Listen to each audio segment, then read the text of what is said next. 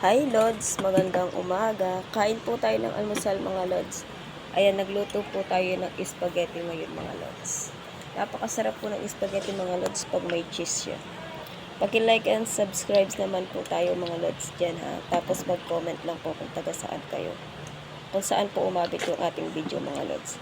Kain ako dyan mga Lods ha. Kahit di naman tumataba.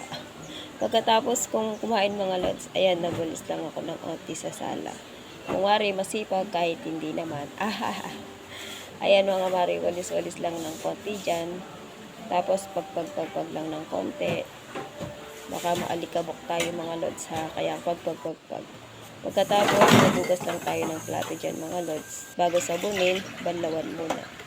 Ayan, niliguan ko dyan si ating baby B yung mga Lods. Tuwang-tuwa yan mga Lods pagka nililiguan ko yan. Kasi po, napakasaya pagka